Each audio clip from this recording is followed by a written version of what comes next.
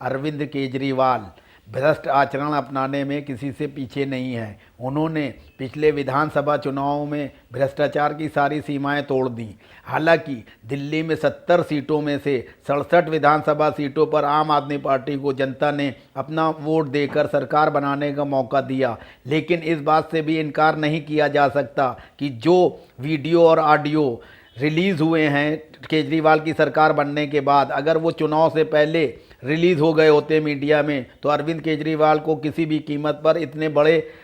तादाद में बहुमत हासिल नहीं होता। अरविंद केजरीवाल की नीयत आम जनता के सामने अब उजागर हो चुकी है कि अरविंद केजरीवाल कितने बदनीयत और सांप्रदायिक व्यक्ति हैं। उनको सिर्फ सत्ता की भूख है। अरविंद केजरीवाल ने सत्ता हासिल करने के बाद जिस तरह से अपने सहयोगियों प्रोफेसर आनंद कुमार, अजीत झा, प्रशांत भूषण और योगेंद्र यादव जैसे लोगों को बाहर किया और अपनी तानाशाही बरकरार रखी, अरविंद केजरीवाल के जो ख़ास सपा सलार हैं या ये कह दें जो उनकी हाँ में हाँ मिलाते हैं, उनमें सबसे ऊपर संजय सिंह, कुमार विश्वास,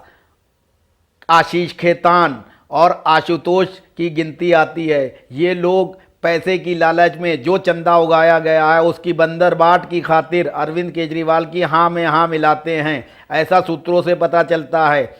ये भी कहा जाता है कि अरविंद केजरीवाल ने जिस तरह से देश और विदेश से करोड़ों रुपए चंदा लिया है उसको अपनी मर्जी से वो खर्च करते थे, इसलिए भी उनका विरोध शुरू हुआ पार्टी के भीतर। पार्टी के भीतर अरविंद केजरीवाल को जिस तरह से योगेंद्र यादव और प्रशांत भूषण ने चुनौती दी, उसको देखते हुए ये बात साबित होती है कि अरविंद केजरीवाल में नेतृत्व क्षमता नहीं है। अरविंद केजरीवाल को ईमानदार नेता होने के नाते बीजेपी और कांग्रेस के मुकाबले दिल्ली की जनता ने सर्वोपरि माना और भरपूर वोट दिए, लेकिन जिस तरह से अरविंद केजरीवाल ने अभी मुख्यमंत्री बनने के बाद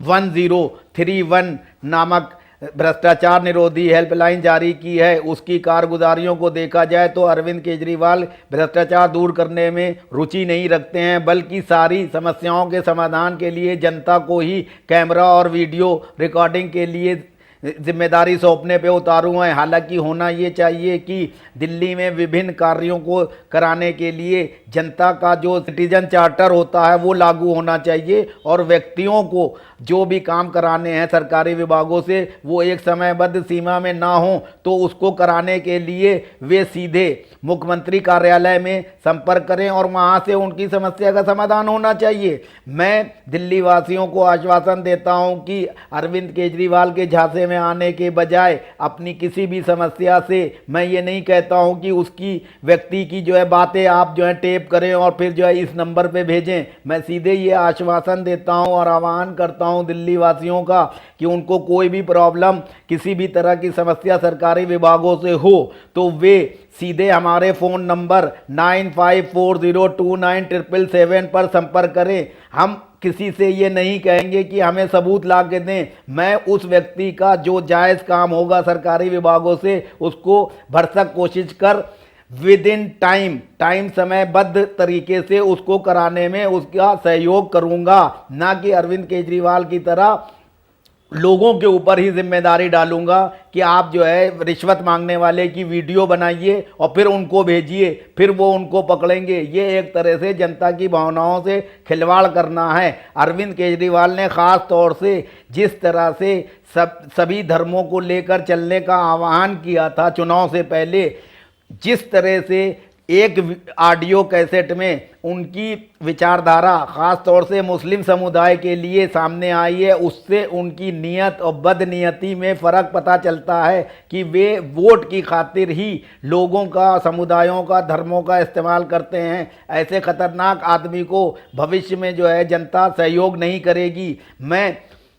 चुनौतीपूर्ण लहजे में कहता हूं कि अगर अब चुनाव होते हैं तो किसी भी कीमत पर दिल्ली की जनता अरविंद केजरीवाल को पसंद नहीं करेगी, ना ही वोट देगी, क्योंकि अरविंद केजरीवाल का जो उसने मुखौटा ओढ़ा था वो सबके सामने उसका पर्दाफाश हो गया है। उसकी नीयत बदनीयती, जिस तरह से अरविंद केजरीवाल को लोग रात दिन पसंद करते थे, उसके दर्शन करने को अभिलाषी होते थे। आज अरविंद केजरीवाल का लोग चेहरा देखना नहीं चाहते हैं। जनता उससे नफरत करती है क्योंकि उसने इस तरह की हरकतें की हैं जिसकी अपेक्षा आम जनता को कतई नहीं थी।